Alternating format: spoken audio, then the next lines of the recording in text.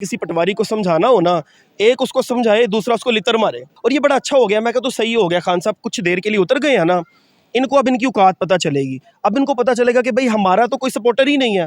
पाकिस्तान में कोई ऐसी जगह ही नहीं है, कोई ऐसा ग्राउंड ही नहीं है कि जहाँ पर पाकिस्तान तहरीक इंसाफ अपना जलसा कर सके। उनको भाई जगह कम पड़ गई हैं। इसके लिए तो कम से कम मीनार पाकिस्तान जैसे 4 से 5 ग्राउंड हों कि पूरी आवाम वहाँ पे आ। मैं ऐसे दोस्तों पे भाईजान लानत भेजता हूँ। आप अगर मुझे धमकियाँ लगाओगे जी हम आपका सॉफ्टवेयर अपडेट कर देंगे, हम आपका ये कर देंगे, हम आपकी टांगें तोड़ देंगे, तो मैं ये कहना चाहता हूँ आप लोगों में इतनी पावर नहीं है। अस्सलाम वालेकुम नाज़रीन, डिजिटल लाहौर के साथ मैं हूं आपका मेज़बान मोहम्मद मेहरान। नाज़रीन, आज लिबर्टी मार्केट में मैं पहुंचा हूं। मुझे उमर बलोच साहब मिले हैं। उमर बलोच साहब की बहुत ज़्यादा वीडियो जो है वो मंजर आम पे हैं। पीटीआई के जलसे में इमरान खान के हक़ में, इमरान खान के मसला बहुत बड़े जाले हैं। हमें साथ में पता चलता है कि पाकिस्तान मुस्लिम लीग नून के जो कारकुन हैं, जो उनके जाले हैं, उनकी तरफ से इनको मुख्तलिफ थ्रेट का जो है वो सामना करना पड़ा है। आइए जानते हैं इन्हीं से कि आपको किन मुश्किलात का जो है वो सामना करना पड़ा है। अस्सलाम वालेकुम उमर भाई। जी वालेकुम अस्सलाम। उमर भाई, हमारी ऑडियंस को बताइएगा कि पीटीआई के जलसे में जो आपकी वीडियोस वायरल हुई, उसके बाद आपको जो मुख्तलिफ थ्रेड्स देखने को सुनने को मिल रहे हैं, इसके बारे में हमें थोड़ा सा बताइएगा। देखिए मेहरान भाई, मैं आपको एक बात बताता हूँ। पाकिस्तान में ना हक बोलना बड़ा मुश्किल है, ठीक है। यहाँ पे अगर आप हक या सच बोलेंगे ना, तो आपके खिलाफ ना छोटे छोटे ये कुत्ते बिल्ले खड़े होंगे। आपको थ्रेट्स भी देंगे, आपको मारने की धमकियाँ भी देंगे, आपको जो है वो ब्लैकमेलिंग भी करेंगे। अब आपने देखा होगा, आपने नोट किया होगा, मेरी हर वीडियो जो है वो पीएमएलएन के खिलाफ नहीं होती। मेरी हर वीडियो हक और सच की बात होती है, ठीक है। अगर मैं पीटीआई का कारकुन हूँ ना, तो मैं लॉजिकल बात करता हूँ। मैं बात वो करता हूँ जो बात सच्ची होती है, ठीक है। मैं पहले नॉलेज की सर्च करता हूँ, नॉलेज में इकट्ठा करता हूँ, मैं फिर बात करता हूँ, ठीक है। मैं ऐसे कुछ भी नहीं बोल देता। पीएमएलएन ने जो हमारे पाकिस्तान के साथ जो उसका हाल किया है, ठीक है, मैंने तो सच ही बयान किया ना। मैंने कुछ अगर गलत बयान किया, भाई आके आप प्रूव करो। आप मेरे साथ खड़े होकर डिबेट करो, आप मेरे साथ खड़े होकर बात करो, जो मेरी अक्ल में पड़े कि यार हाँ, ये तो मैं झूठ बोल रहा हूँ, मैं आपकी पार्टी ज्वाइन कर लूँगा। आप अगर मुझे धमकियाँ लगाओगे जी हम आपका सॉफ्टवेयर अपडेट कर देंगे, हम आपका ये कर देंगे, हम आपकी टांगें तोड़ देंगे, तो मैं ये कहना चाहता हूँ आप लोगों में इतनी पावर नहीं है, ठीक है। आप लोग यहाँ पे मुझे, मैं यहाँ पे रोज़ाना आता हूँ, आप मुझे आके यहाँ पे टच भी नहीं कर सकते। आप किस मुंह से कहते हो कि सॉफ्टवेयर अपडेट करेंगे? इस मुंह से कि मैं हक बोलता हूँ, मैं सच बोलता हूँ। आप लोगों में हक बोलने की हिम्मत नहीं है, आप लोगों में सच बोलने की हिम्मत नहीं है। अगर हिम्मत है तो साथ आके खड़े हो, मुझे आप चुप करवाओ। अगर आपके पास इतना नॉलेज है, अगर आप अपनी पार्टी के बहुत बड़े सपोर्टर हो, उसके जेल हो, तो आके मुझे भाई चुप करो। धमकियों से काम नहीं चलेगा। ये तो खुसरों वाले काम हो गए ना, कि हम आपका सॉफ्टवेयर अपडेट कर देंगे, हम ये कर देंगे, हम वो कर देंगे।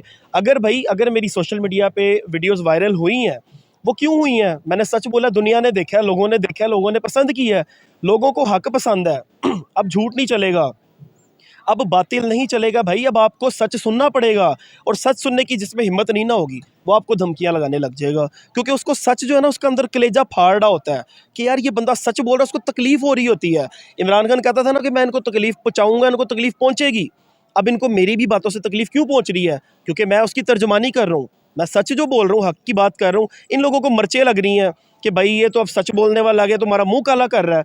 मैं तो आप लोगों को हकीकत दिखा रहा हूँ ना, मैं तो पर्दे उठा रहा हूँ। तुम लोगों ने जो जाइलाना हरकतें, तुम लोगों ने जो पाकिस्तान का हाल किया, जो पाकिस्तान का तुम लोगों ने दिवालिया किया है, अरबों रुपया पाकिस्तान का खा गए, तो मैं तो तुम लोगों को सच ही बता रहा हूँ ना। अब अगर मैं गलत बता रहा हूँ तो आप मुझे बताएं कि हाँ जी गलत है ये।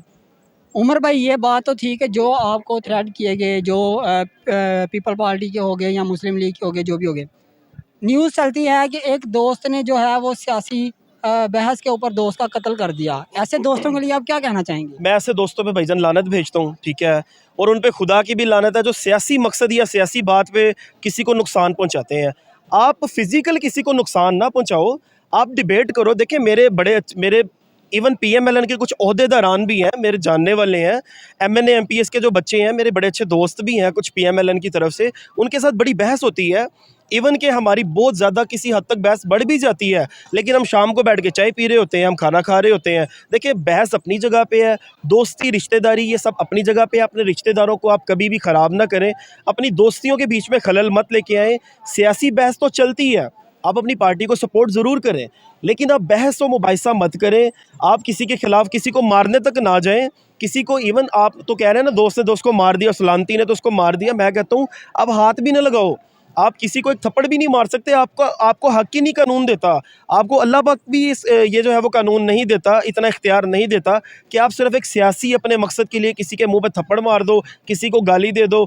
मेरे जितने भी बयान हैं, मेरे हज़ारों बयान, मेरी हज़ारों स्पीचेस पड़ी हुई हैं डिफरेंट चैनल्स पे, ठीक है। मैंने कभी भी गाली नहीं दी।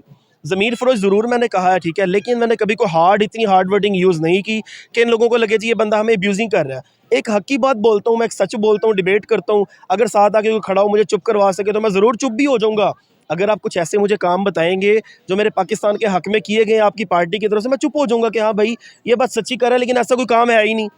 एक भी काम ऐसा नहीं है सड़कों के अलावा, और सड़कों में भी इनकी अरबों रुपए की करप्शन है, इनका कोई काम ऐसा है ही नहीं जिसको मैं खड़ा होकर मैं सराहूँ कि मैं कहूँ जी हाँ जी क्या ही बात है। उमर भाई क्या लगता है, खान साहब ने पेशावर में जलसा किया, कराची में जलसा किया, लाहौर में किया, अब खान साहब का अगला जो है वो स्टेप कहाँ होगा? और आपको क्या उम्मीद है कि लाहौर से, कराची से, पेशावर से ज़्यादा आवाम इकट्ठी होगी या इससे कम होगी? देखिए अभी अगले जलसे की कोई अपडेट आई नहीं है, हो सकता है इस्लामाबाद में हो, लेकिन मैं ये समझता हूँ कि मीनारे पाकिस्तान जैसे कम से कम 3 से 4 ग्राउंड चाहिए। अगर खान साहब ने अपना जलसा कवर करवाना है ना, उनको भी शायद पता नहीं वो जगह, अब यार पाकिस्तान में ऐसी जगह ही नहीं है जहाँ पे पीटीआई जो है वो पाकिस्तान तहरीक इंसाफ अपना जलसा कर सके और वहाँ पे लोग आ सकें।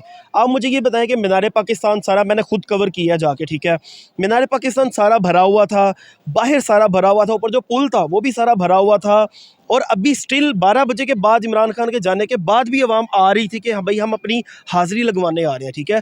पाकिस्तान में कोई ऐसी जगह ही नहीं है, कोई ऐसा ग्राउंड ही नहीं है कि जहाँ पर पाकिस्तान तहरीक इंसाफ अपना जलसा कर सके। उनको भाई जगह कम पड़ गई हैं, इसके लिए तो कम से कम मीनार पाकिस्तान जैसे 4 से 5 ग्राउंड हों कि पूरी आवाम वहाँ पे आ सके। जो कहते हैं ना कि कुर्सियाँ खाली थी, तो फिर मैं एक बड़ा गलत मैं लाइन यूज़ करता हूँ, मैं यहाँ पे नहीं कर सकता, आपका चैनल है, मैं अपने चैनल पे कर सकता हूँ, ठीक है, कि बाकी लोग फिर कहाँ गए थे, वो आगे वो समझदार है कि बाकी कहाँ गए थे, ठीक है।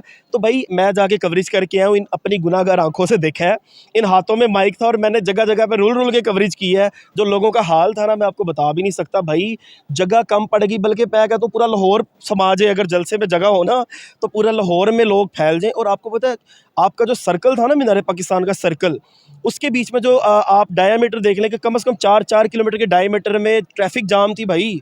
ये किस तरह कह देते हैं इतने ढिठाई के साथ कि भाई कुर्सियाँ खाली हैं सन जी, कुर्सी 10,000 बंदा, यार झूठे पे तो खुदा की भी लानत होती है।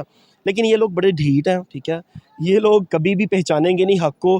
आप यकीन करो कि मैं एक स्टेटस देख रहा था, बड़ा फ़नी है कि किसी पटवारी को समझाना हो ना, एक उसको समझाए, दूसरा उसको लितर मारे।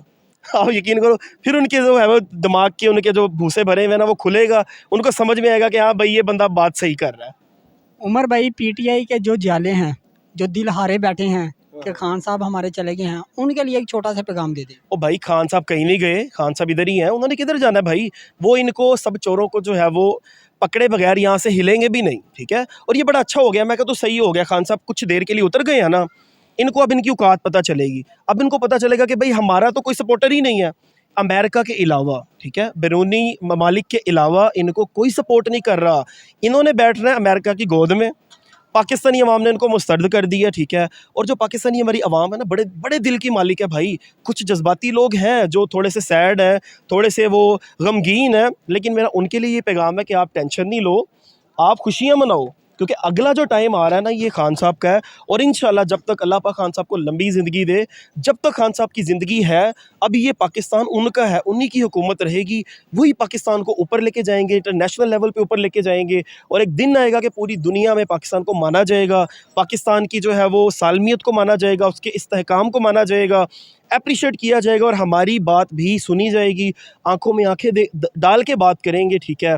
इतनी हमें इंशाल्लाह ताला पावर मिल जाएगी क्योंकि हम कोशिश कर रहे हैं, और जो कोशिश करता है फिर अल्लाह पाक भी उसके लिए फरमाता है कि तुम कोशिश करो, तुम्हारी कोशिश मैं रायगा नहीं जाने दूंगा।